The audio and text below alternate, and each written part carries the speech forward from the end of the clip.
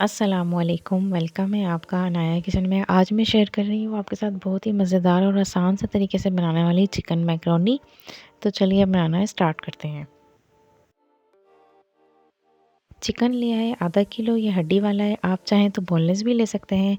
4 अदद लहसुन के जवे, 2 इंच का अदरक का टुकड़ा, 1 टेबल स्पून सिरका, 1 tablespoon chilli sauce, 1 tablespoon soya sauce, 1 tablespoon tomato ketchup.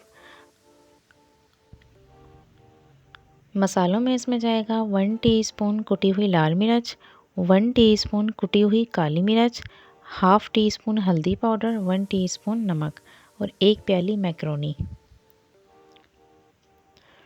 बिस्मिल्लाहिर्रहमानिर्रहीम। पैन में डाला half cup cooking oil. Oil गरम करने के बाद अब इसमें जाएगा अदरक लहसुन पेस्ट। आप चाहें तो कूट लें, चाहें तो पेस्ट बना लें। अदरक लहसुन थोड़ा सा पकाने के बाद अब इसमें जाएगा चिकन।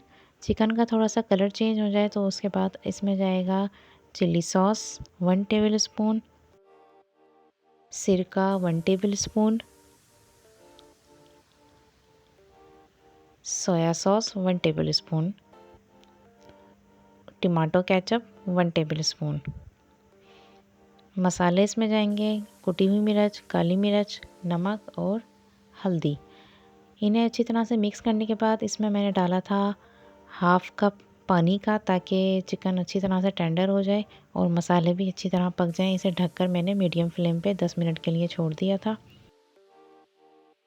अच्छा जी, यहाँ मैंने मैक्रोनी के लिए पानी में मैंने डाला 1 टेबल स्पून भर के कुकिंग ऑयल, 1 टीस्पून नमक।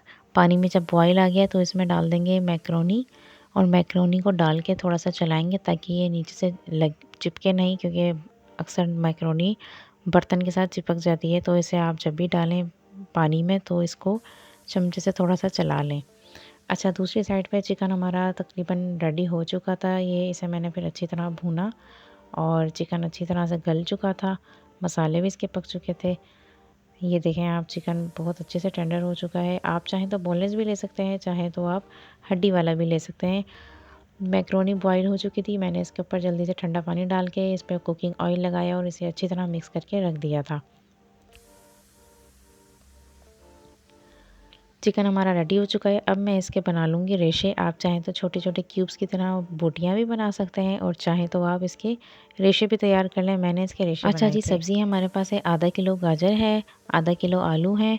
इन्हें मैंने क्यूब्स की शक्ल में काट लिया था और एक छोटा बंद गोभी का फूल था, 1 प्याली मटर थी, half cup cooking oil, 1 tablespoon chilli sauce, 1 tablespoon soya sauce, 1 tablespoon सिरका और 2 टेबल स्पून मैंने प्याज नॉर्मल साइज़ में काट ली थी।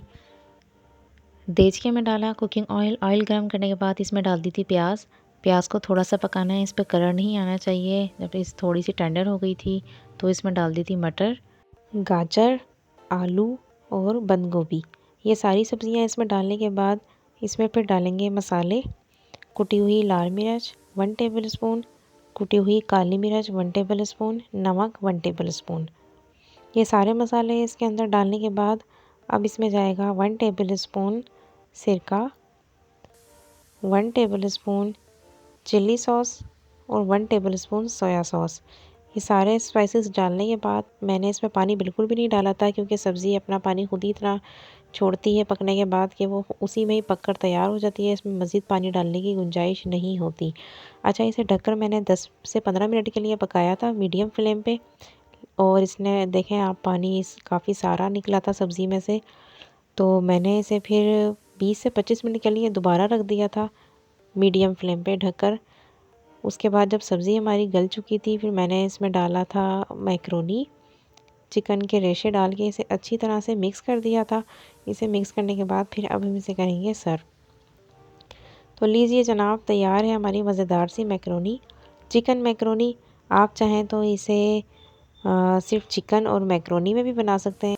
आपको मेरी रेसिपी कैसी लगी मुझे कमेंट करके ज़रूर बताइएगा और मज़ीद अच्छी अच्छी वीडियोज़ के लिए मेरे चैनल को सब्सक्राइब करें, शेयर करें, लाइक करें। फिर मिलूँगी आपसे मज़ीद अच्छी और मज़ेदार सी रेसिपी के साथ। मुझे दुआ में याद रखिए। अल्लाह हाफ़िज़।